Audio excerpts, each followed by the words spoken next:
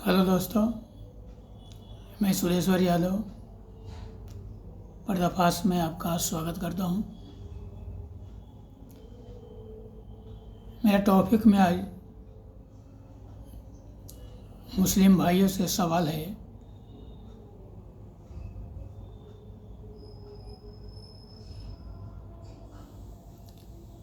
पहले मैं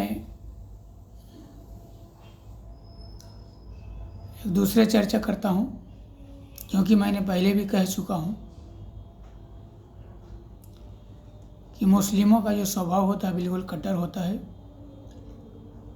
और इसके विपरीत हिंदू बहुत भोले होते हैं। उसी का परिणाम है कि आज इतना भारत में मुस्लिम बन चुके हैं। ये भोलेपन का ही नतीजा है। अगर हिंदू कट्टर होते तो चाहे मरते हो या मारते, और कट्टरता होने का मेन दो वजह है। एक तो इन लोगों का खान पान है, गाय भैंस बकरा जो भी मिले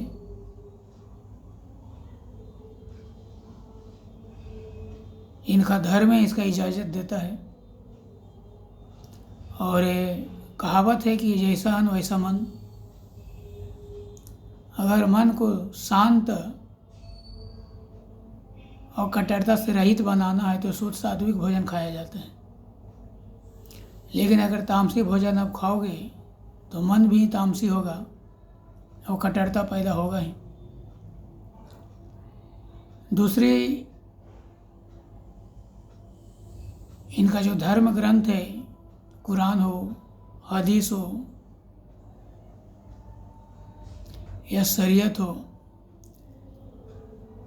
इसमें लिख दिया गया है कि आप अगर जिहादी बनोगे और जिहाद में शहीद होगे तो आपको जन्नत नसीब होगा। इसीलिए लोग ज़्यादा जिहादी बनते हैं। और परिणाम क्या हो रहा है आज? इसके वजह से पूरे मुस्लिम कौम पूरा वर्ल्ड में बदनाम है। सभी मुस्लिम ऐसे नहीं होते, लेकिन कुछ जिहादियों की वजह से पूरा मुस्लिम बदनाम है। कुरान बदनाम है और मोहम्मद साहब भी बदनाम है। ये मैं नहीं कह रहा हूँ, ये मुस्लिम बुद्धिजीवी वर्ग ही कह रहे हैं कि कुछ जिहादियों की वजह से और एक खलीफाओं के ये जो धार्मिक ग्रंथ में मिक्स मिलावट किया गया है उसके वजह से मोहम्मद साहब बदनाम है और कुरान भी बदनाम है। और ऐसा नहीं है कि मिक्स मिलावट केवल मुस्लिम ग्रंथों में है, हिंदू ग्रंथों में भी है। लेकिन हिंदू ग्रंथों में कट्टरता नहीं बताया गया है, किसी को मारने मरने को नहीं बताया गया, उसमें पाखंड दिया गया है। तो गंगा नहा लो, 7 जन्मों का पाप धुल जाएंगे, एकादशी कर लो, द्वादशी कर लो, इस माता का पूजा कर लो, उस बाबा जी का पूजा कर लो, जन्म का पाप धुल जाएंगे। लेकिन पाप क्या धुलेंगे? इस जन्म में ही दुख भोग रहे। तो पंडित जी को पूछना चाहिए कि हम तो कितनी बार गंगा नहा लिया फिर भी हमको दुख नहीं जा रहा है। और पंडित जी के इसके पास कोई जवाब नहीं है। ये सब पाखंड भरे पड़े हैं।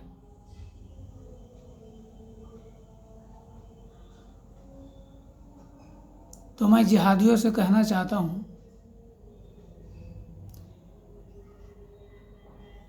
कि बोया पेड़ बबूल का आम कहाँ से हुए। अब छोटे छोटे बच्चों को 2-2 टुकड़ा करते हैं जो केवल प्यार का हकदार है।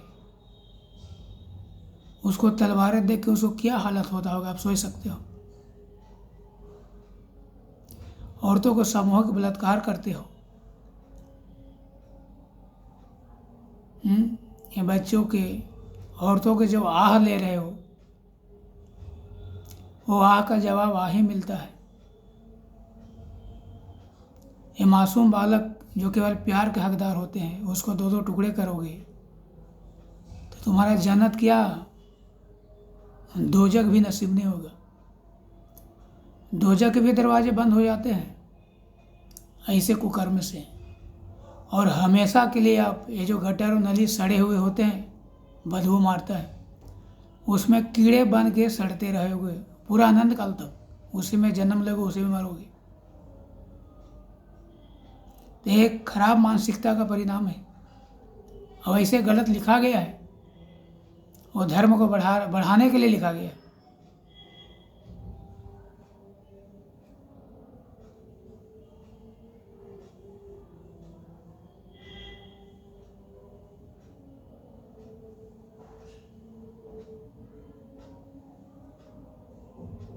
आपके घर में भी बच्चे होंगे, कभी उसको दो टुकड़ा करके देख लो क्या होता है उसका परिणाम।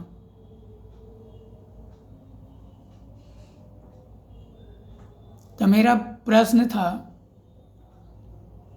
खासकर भारत और पाकिस्तान के मुसलमानों से कि आज़ादी के समय पाकिस्तान में लगभग 25% गैर मुस्लिम थे और भारत में 3.5 करोड़ मुस्लिम थे। लेकिन अभी पाकिस्तान में गैर मुस्लिम घटकर 5 से नीचे यानी 4% पर आ गया, 25 से 5 के नीचे आ गए।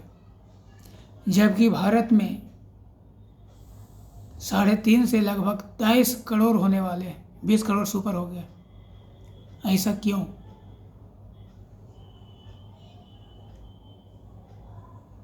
ये कट्टरता का परिणाम है।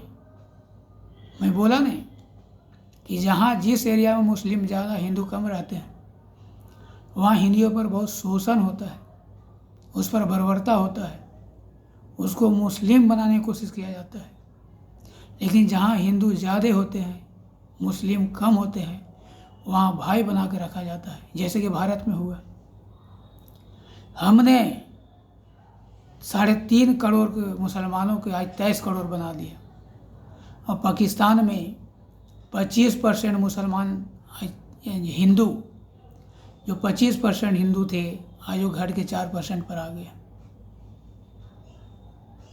अरे आधी तो उसी समय बन गए थे मुस्लिम जिस समय आज़ाद हुआ था पाकिस्तान, क्योंकि इतना वहाँ हत्या बलात्कार मार काट चालू था कि अपना जान बचाने के लिए, इज्जत बचाने के लिए लोग मुस्लिम बन गए थे।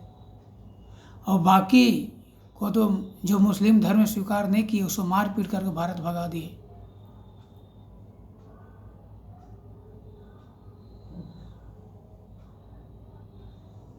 दूसरा प्रश्न, पाकिस्तान में जितना भी हिंदू हैं वो भारत आने के लिए तड़प रहे हैं और भारत सरकार से गुहार लगा रहे हैं कि मेरे को भारत की नागरिकता दे दो, भारत में रख लो, भारत में जगह दे दो। लेकिन भारत के एक भी मुसलमान पाकिस्तान जाने को तैयार नहीं है। क्यों? अभी पाकिस्तान में गैर मुस्लिमों के ऊपर डेली जवान बहू बेटियों को बलात्कार किया जाता है, शोषण किया जाता है, हत्या किया जाता है, घर को लूटा जाता है, घर में आग लगाया जाता है, अपहरण करके शादी कर लिया जाता है, उसे मुस्लिम बनाया जाता है। इसलिए वहाँ कोई भी गैर मुस्लिम पाकिस्तान में रहने को तैयार नहीं है। सब तड़प रहे हैं भारत आने के लिए, लेकिन भारत के एक भी मुसलमान पाकिस्तान जाने को तैयार नहीं। क्यों? क्योंकि यहाँ सुख शांति है, किसी तरह कोई दिक्कत नहीं है। हिंदुओं ने इसको अपना भाई बना करके रखा है। ये कभी नहीं समझा कि गैर है, ये मुस्लिम है। क्योंकि हिंदुओं में जिहादी मानसिकता कभी होता ही नहीं है।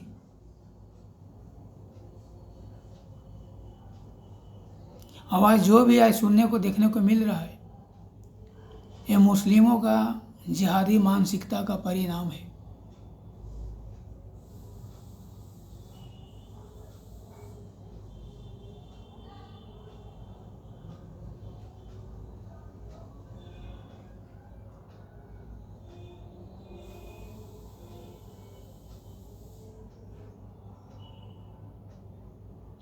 तो मैं जो भी इसका जो जिहादी मानसिकता है वो कुरान की आयतों के कारण भी है, और रियल में कुरान को मौलवियों ने अच्छे से समझा नहीं तो समझाने का प्रयास नहीं किया है। लेकिन अभी के कुछ मुस्लिम युवक जो है वो सोचने वाले, पढ़ने वाले, जो अच्छे माइंड वाले हैं, वो अच्छा समझ रहे हैं और समझाने का प्रयास कर रहे हैं। और मुस्लिम युवा वर्ग को इसमें आगे आना चाहिए, और ये कौम के ऊपर जो धावा लग रहा है, धावा लग चुका है, उसको मिटाने का प्रयास करना चाहिए। ये आयतें क्यों आया, इसका क्या वजह था, क्या कारण था, मैं अलग इसको वीडियो बनाऊंगा और समझाने का प्रयास करूंगा। मैं इस वीडियो को मैं यहीं विराम देता हूं। मेरा वीडियो को आप लाइक करें, सब्सक्राइब करें, बेल आइकन को दबाएं कि आने वाले सारे वीडियो को मिलता रहे। जय हिंद, जय भारत।